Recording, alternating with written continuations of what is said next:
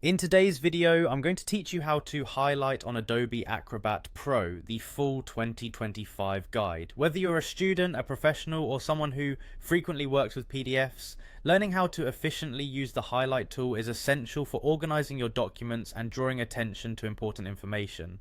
So let's dive in and get started. First, you'll need to open the PDF file that you wish to work on in Adobe Acrobat Pro. You can do this by simply launching the program and navigating to File in the top left corner, then selecting Open. Find your document in the File Explorer and double-click it to open.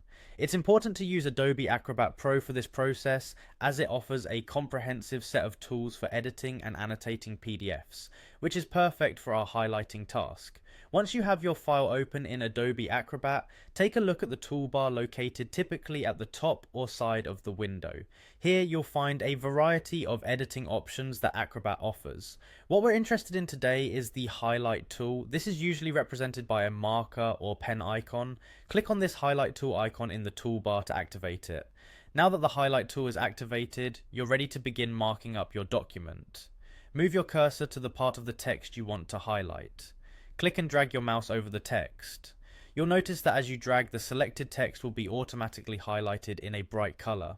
This makes the important information immediately stand out, which is very useful for study notes or when reviewing longer documents. If you need to adjust the highlight color or change any settings, Acrobat Pro usually allows you to customize these from the tool properties. This is helpful if you're working on a document with multiple categories or sections that you want to differentiate by color. And there you have it. Highlighting text in Adobe Acrobat Pro is that simple. This feature not only helps in emphasizing critical information, but also aids in organizing thoughts in a structured manner, making revisiting the document much more efficient.